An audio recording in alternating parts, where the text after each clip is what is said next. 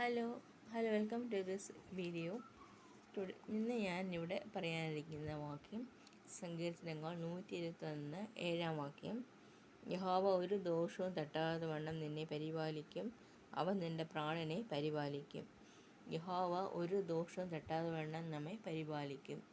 നമ്മുടെ ആയുഷ്കാലം ഉള്ളിടത്തോളം കാലം ഒരു ദോഷവും തട്ടാതെ വണ്ണം കർത്താവ് നമ്മളെ പരിപാലിക്കും. കർത്താവ് നമ്മോട് കൂടെയുണ്ട്.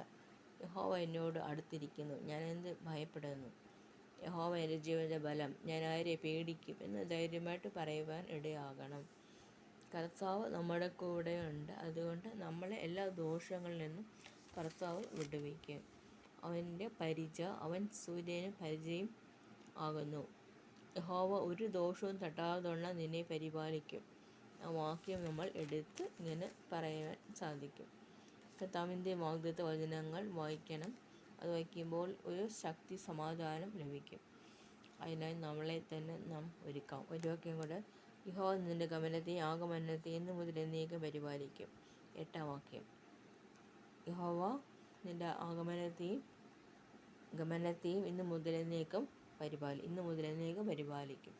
കർത്താവ് നമ്മെ പരിപാലിക്കും. അതുകൊണ്ട് നാം ലജ്ജിച്ചു പോകുന്നില്ല, നാം കൂനിക്കുറുകി പോകുന്നില്ല. യഹോവ എൻ്റെ ജീവൻ്റെ ബലം, ഞാൻ ആരെ പേടിക്കുമെന്ന് ധൈര്യമായിട്ട് പറയുവാനിടയാകണം. നമ്മളെ നിന്ദിക്കുന്നതിന്, പരിഹസിക്കുന്നതിന് മുൻപിൽ കർത്താവ് നിലനിർത്തും. ദൈവം നമ്മളെ പരിപാലിക്കും. യഹോവ ഒരു ദോഷവും തട്ടാതെ വണ്ണം നമ്മളെ പരിപാലിക്കും. നമ്മളെ നിന്ദിക്കുന്ന ഒരു കൂട്ടം ജനങ്ങളുണ്ട്, അല്ലെങ്കിൽ പരിഹസിക്കുന്ന ആൾക്കാരുണ്ട്. അങ്ങനെയുള്ളപ്പോൾ നമ്മൾ പറയേണ്ട വാക്ക്, യഹോവ ഒരു ദോഷവും തട്ടാതെ വണ്ണം എന്നെ പരിപാലിക്കും.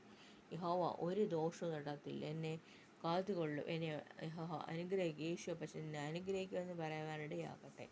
യഹോവ എന്നെ കാത്തുകൊള്ളുമെന്ന് നമ്മൾ പറയാം. ധൈര്യത്തോട് കൃപാസനത്തിൻ്റെ ചെന്ന് പറയാം. നമ്മുടെ യേശുവിൻ്റെ കൃപാസനത്തിൽ നമ്മൾ ചെല്ലുമ്പോൾ യേശു നമ്മളെ അനുഗ്രഹിക്കും. കൃപാസനം യേശുവോട് മധ്യസ്ഥ ചെയ്യുന്നതാണ് കൃപാസനം. യേശുവാണ് ഏക മധ്യസ്ഥൻ എന്ന് ബൈബിളിൽ പറഞ്ഞിരിക്കുന്നത്. യേശു ഒരു മധ്യസ്ഥനെയും നമുക്ക് ആവശ്യമില്ല. യേശുവിനോട് പ്രാർത്ഥിക്കാം, ആരാധിക്കാം, വിളിക്കാം. അന്നേരം അങ്ങനെ ചെയ്യുമ്പോൾ ദൈവം നമ്മളെ ഒരു ദോഷം തട്ടാതെ നമ്മളെ കാത്തുകൊള്ളും, പരിപാലിക്കും, അനുഗ്രഹിക്കും, ആനന്ദിപ്പിക്കും.